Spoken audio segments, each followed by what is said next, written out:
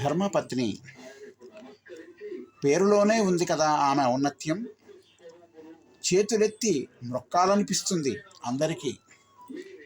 పతినే ప్రత్యక్ష దైవంగా భావిస్తుంది ఉత్తమ లక్షణాలున్న ప్రతి భార్య. భారతీయ సంస్కృతికి మారుపేరు ఉన్నతమైన మన వివాహ వ్యవస్థ. ఇతర దేశాలు చేతులెత్తి నమస్కరించేలా ఉంటుంది మన కుటుంబ వ్యవస్థ. పొందికైన రూపంతో చక్కనైన చిరునవ్వులు చిందిస్తూ ఒదిగి ఒదిగి ఎంతో ఉన్నతంగా కనిపిస్తుంది ఉత్తమ ఇల్లాలు. భర్త మాటనే తన మాటగా, భర్త ఆలోచనే తన ఆలోచనగా శృతి తప్పక పాటిస్తుంది ధర్మపత్ని. పురాణాలలో ఇతిహాసాలలో ఎన్నో ఉన్నాయి చక్కని కథలు.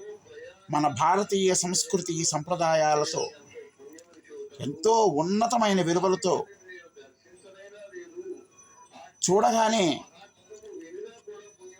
ఎంతో గౌరవభావం కలిగించే విధంగా మన భారతీయ కుటుంబ వ్యవస్థ, భార్యాభర్తల అన్యోన్యత గురించి ఎన్నో పురాణాలలో ఇతిహాసాలలో పెద్దలు నొక్కి వక్కాణించారు.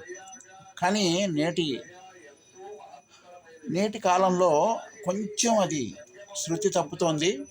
కానీ తప్పనిసరి పరిస్థితుల్లో ఆ వివాహ వ్యవస్థ కొనసాగుతున్నప్పటికీ మనసులో ఎటువంటి ఏవో చిన్న చిన్న ఆలోచనలు ప్రక్కదారి పడుతూ, చెప్పుడు మాటలు వింటూ, చెడ్డవారితో స్నేహాలు చేస్తూ భార్యాభర్తల బంధాలను బీటలు వారుస్తున్నాయి. కాబట్టి ఒకరితో ఒకరు పోల్చుకోకుండా ఎవరి జీవితం వారిదే అనే చందంగా ముందుకు సాగితేనే ఈ కుటుంబ వ్యవస్థ, వివాహ వ్యవస్థ, భారతీయ సంస్కృతి సంప్రదాయాల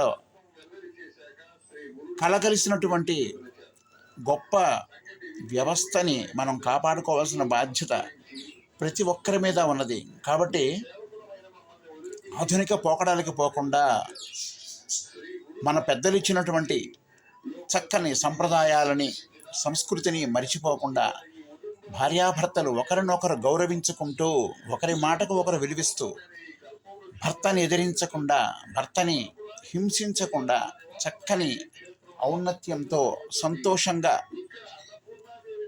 గడిపిన జీవితాలే సుఖమయం. ఎందుకంటే ఇంటిని చూసి ఇల్లాలని చూడమంటారు కదా. కాబట్టి కుటుంబ వ్యవస్థలో ఇల్లాలి పాత్ర చాలా ముఖ్యమైనది. కాబట్టి ఇంటికి దీపం ఇల్లాలు అంటారు కూడా. ఈ పాత సామెతలన్నీ కూడా అక్షర సత్యాలు. ఎందుకంటే ఒక ఇంటికి వెళ్ళినప్పుడు ఆ ఇంటిని చూసినప్పుడు మనం ఎంత శుభ్రంగా, చక్కగా, అందంగా తీర్చిదిద్దుతుందో ఇక మనం ఆ ఇంటి యజమానురాలిని చూడనవసరం లేదు అంటారు అనేవారు పూర్వం. ఎందుకంటే ఆ ఇంటిని చక్కదిద్దుకునే నైపుణ్యం, నేర్పు, ఓర్పు, చక్కని నైపుణ్యత కలిగినటువంటి ఉత్తమ ఇల్లాళ్ళు మన భారతదేశంలో ప్రతి ఇంటిలోనూ ఈ కుటుంబ వ్యవస్థని నిలబెడుతూ ఆడవారు సరిగా ఉంటేనే కుటుంబం ప్రశాంతంగా ఉంటుంది. ఆడవారు సరిగా లేకపోతే కుటుంబం చిన్నాభిన్నం. కాబట్టి కుటుంబ వ్యవస్థలని ముఖ్యంగా నిలబెట్టవలసింది ఆడదానికే ఉంటుంది.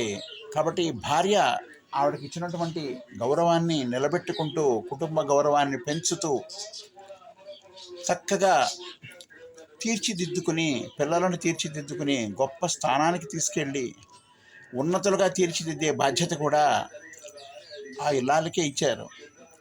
కాబట్టి ప్రతి కుటుంబ వ్యవస్థకి భార్యాభర్తలు రెండు చక్రాలు అయితే ఏమాత్రం కొంచెం అటు తప్పి శృతి తప్పినా అవి పడిపోయే ప్రమాదం ఉంది. కాబట్టి సమన్వయంతో, ఓర్పుతో, నేర్పుతో కుటుంబ వ్యవస్థని నిలబెట్టుకోవాల్సిన బాధ్యత అందరి మీద ఉన్నది.